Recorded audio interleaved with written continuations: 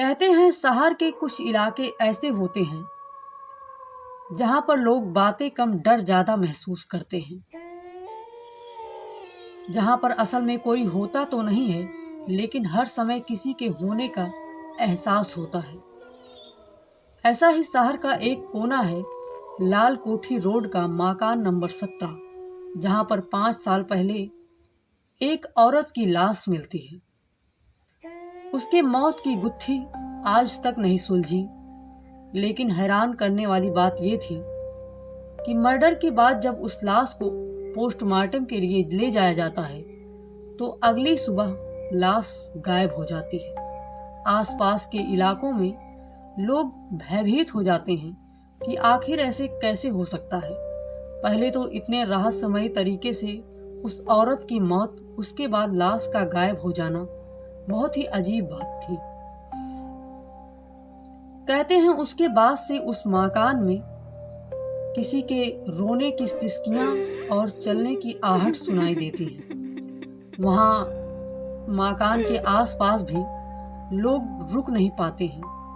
मकान के पास से जाने वाली सड़क को भी बंद कर दिया गया है। आसपास से जाने वाले लोगों को वहाँ पर एक औरत दिखती है जो कि नुकसान भी पहुँचा देती है। कई लोग मर भी गए हैं वहाँ पर आते जाते हुए। अंशुल एक 29 साल का साहसी युवक था जो कि एक लोकल न्यूज़ चैनल में काम किया करता था। उस न्यूज़ चैनल के ऑनर ने एक दिन मकान नंबर 17 की सच्चाई पता करने के लिए अंशुल को सलाह दी। वो बहुत ही उत्साह के साथ रात के 9 बजे अपने बाइक से मकान नंबर 17 के सामने पहुंच जाता है। उसके बाद वो अपने कैमरे को ऑन करके और फ़ोन की टॉर्च को जलाकर उस कमरे के अंदर प्रवेश करता है। वो जब उस कमरे में प्रवेश करता है तो वहाँ पर बहुत ठंडक महसूस होती है, जैसे हवा चल रही हो, लेकिन हवा बहुत अजीब सी थी, बिल्कुल घुटन सी महसूस हो रही थी। वो चारों तरफ देखता है तो देखता है कि मकान के एक कोने पर एक पलंग पड़ी हुई थी जो कि पूरी तरह से टूटी फूटी हुई थी। पलंग पर एक गद्दा पड़ा हुआ था जो सड़ चुका था, जिसकी गंध पूरे कमरे में फैली हुई थी। वो अपने कैमरे को ऑन करके इधर उधर देखता है। उसके बाद वो देखता है कि एक कटी फटी तस्वीर पड़ी हुई थी एक औरत की, जिसमें लिखा हुआ था सुजाता सिंह। वो समझ जाता है कि शायद यही औरत यहाँ पर मरी हुई थी। लेकिन जब उस तस्वीर को ध्यान से देखता है तो तस्वीर में नीचे लिखा था, मैं मरी नहीं हूँ, चाहो तो तुम मुझे देख सकते हो।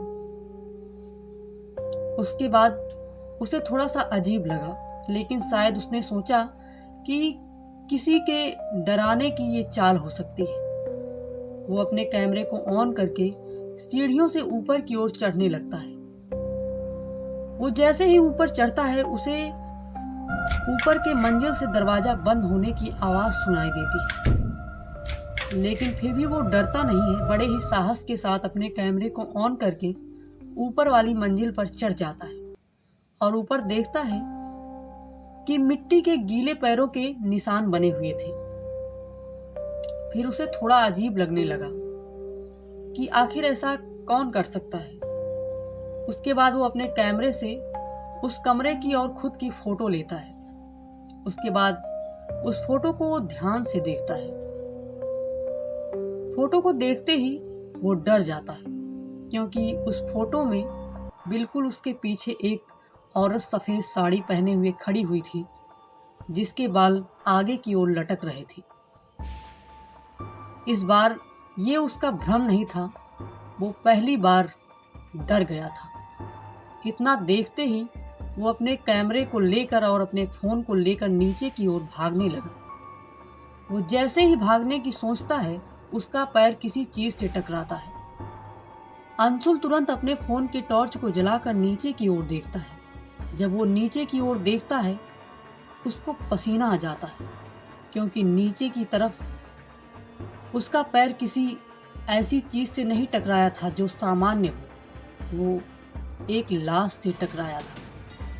लाश एक औरत की थी जो सफ़ेद साड़ी में थी, जिसका चेहरा मिट्टी से सना हुआ था, आंखें खुली हुई थी, चेहरा बिल्कुल डरावना लग रहा था।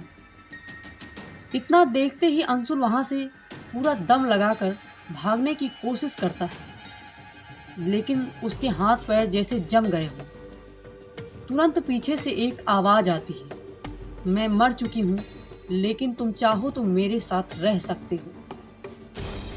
अंशुल बस अंदर ही अंदर डर के मारे पागल होता जा रहा था, लेकिन वो जैसे खुद को मजबूर महसूस कर रहा था।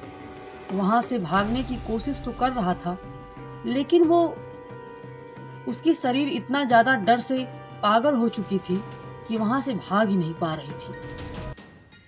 अंशुल तुरंत पीछे मुड़कर देखता है तो एक औरत की परछाई दिखती है और लाश गायब हो चुकी थी। ये सब देखकर अंशुल समझ गया था कि यहाँ पर कुछ तो है। जिसे मैं अफवाह समझ रहा था, वो बिल्कुल सच था। अंशुल किसी भी तरह उस मकान से बस निकलकर भागना चाहता था। दोस्तों, ये कहानी का पहला पार्ट है। आज के पार्ट में बस इतना ही। आगे के पार्ट में हम देखते हैं कि अंशुल निकल पाता है या वहीं पर फंस कर रह जाता है। पूरी कहानी को सुनने के लिए आप कहानी में बने रहें और चैनल को सब्सक्राइब करें, वीडियो को लाइक करें। धन्यवाद।